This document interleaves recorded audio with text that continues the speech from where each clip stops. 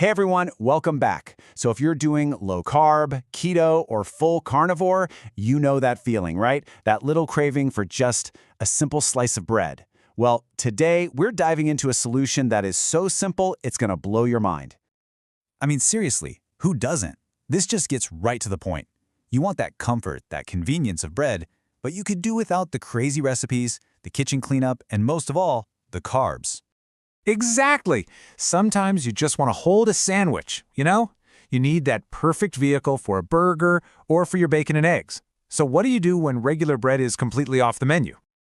Okay, get ready for this because the solution is almost laughably easy.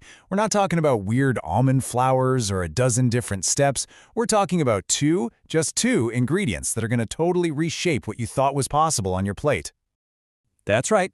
No plants, no grains, no weird binders or gums. Just two simple things straight from the animal kingdom that come together to make something pretty amazing. And here they are. That's it. 2 large eggs and 1 cup of crushed up pork rinds. I'm not kidding. That is the entire recipe.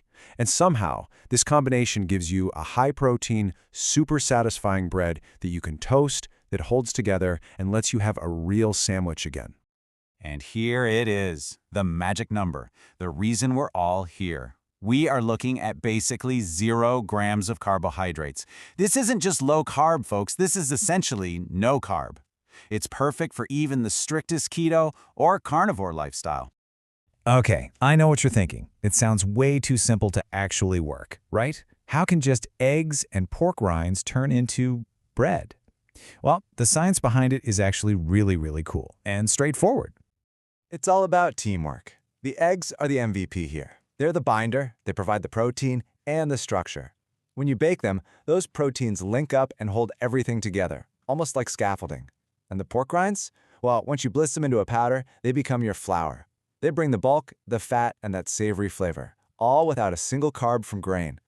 So you've got the what and the why. Now let's get to the fun part, the how. And trust me on this, if you can whisk an egg, you can make this bread. Let's walk right through it. The process is just so fast and easy. Seriously, first get your oven preheating. While it's warming up, you just throw your pork rinds into a blender and blitz them into a powder. That's your flour, done. Now, here's the key step. Whisk those eggs until they get nice and frothy. Then you just stir it all together, pour it in a pan, and bake it. It's that simple. All right, now for the million-dollar question. What does it actually taste like? It's really important to go into this with the right expectations.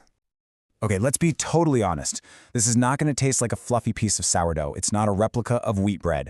What it is a really delicious, dense, savory, think of it like a savory pancake or maybe a firm English muffin. It's got an eggy, savory flavor, and it is absolutely fantastic when you toast it. Toasting it is key. It really brings out the best texture. So this is probably the #1 question people have. Maybe you tried it and your loaf came out a little on the heavy side, a bit too dense. Don't worry, it happens, and there is a super simple fix. The whole secret is in the whisking. You've got to whisk those eggs for longer than you think until they're really frothy. By doing that, you're whipping a ton of air into the batter. That air creates tiny pockets and acts as a natural leavener, which gives you a much lighter, less dense bread. So, when in doubt, just keep whisking. And once you nail the basic 2-ingredient version, you can start to have some real fun. Want to make it richer? Add a tablespoon of melted butter or tallow. If you do dairy, a little grated Parmesan cheese gives it this amazing salty kick. You can even swap out the pork rinds for beef cracklings to get a totally different flavor. Okay, so it's simple, it's easy to customize, but let's zoom out for a second and look at the numbers. Let's see how this really fits into your nutrition goals. I mean, nutritionally, this thing is a powerhouse. The entire loaf has around 31 grams of protein for just over 300 calories. So you've got high protein, a good amount of healthy fat, and next to 0 carbs. It literally slots perfectly into keto and carnivore macros. It's a perfect fit. And this is where it all pays off. Just imagine, you can slice this up and make an actual burger, or toast a piece and pile it high with bacon and a fried egg, or use a slice to soak up all those amazing juices from a roast. It just brings back this whole dimension to your meals that you might have been missing. You know, at the end of the day, a recipe like this is more than just about making bread. It's a tool.